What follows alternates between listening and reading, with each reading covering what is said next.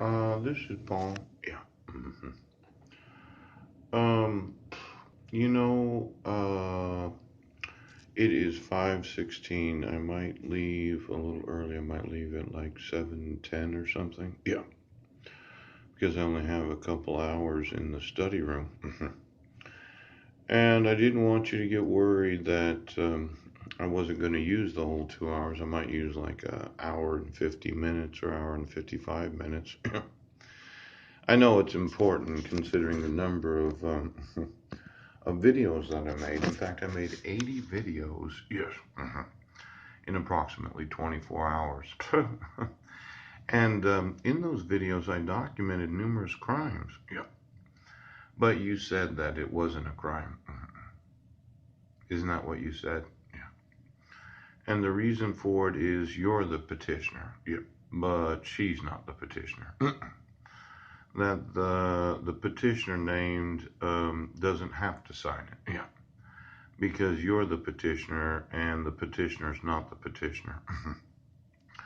You know, when I sent you an email today and I went through the glossary of the state of Washington Supreme Court website, and it seems that they have a definition of the petitioner. Yes. Is the actual individual that does the petitioning. Yeah. And you're probably saying the Supreme Court is stupid.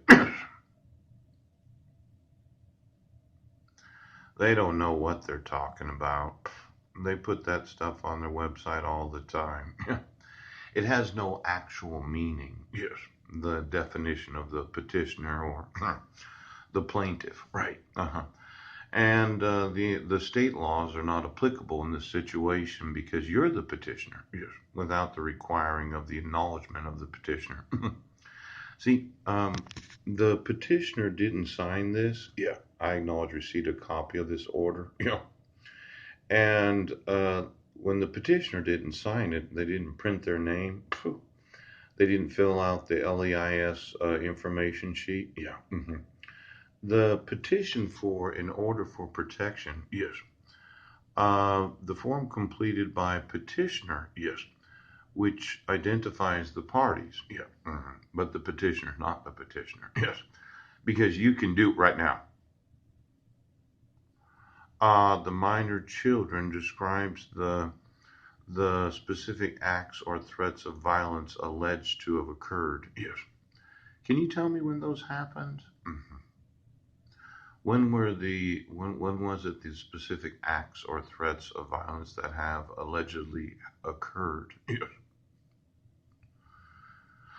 Well, I was found not guilty in 2012, so there were no threats or violence alleged to have occurred when you're found not guilty. Healthy Families of Clallam County. Yes. It couldn't have been what took place on Guam because the arrest and the court hearings were expunged. Yeah. So exactly what specific acts or threats of violence have occurred? Yes. That have allowed you to issue a protection order? Yes. Without the signature of the petitioner. Request specific relief from the court? Yes. The petitioner requested specific relief from the court? Yeah. Without her acknowledgement. There was nothing requiring the petitioner to sign the protection order because the petitioner didn't request specific relief from the court. No. She doesn't have to acknowledge any of the restraint provisions. No. She herself, the petitioner, does not.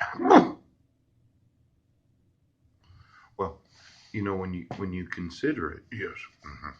Exactly what was it that she was petitioning the court to receive if she doesn't acknowledge it? Yes. Now, I'll give you this. You could have had one of these telephone call protection orders. Yes. But as far as I know, I would have had to listen in on what was being said. You would have had to serve me that it was going to be a telephone permanent protection order. Yes. And then you would have said, well, at this day and time, we're going to need you to be by a phone so that we can call you as a respondent. Yes. Now, there was no personal service. Right. There was no service by mail. There was no service by publication. In fact, the public court record says that I was not served. Yes. And you decided to issue it anyway without any acknowledgement of any relief that was being requested. Yes, without any actual specific acts or threats against her or the five miners named. And since you couldn't use what took place on Guam because of the expungement, yes, exactly what was it?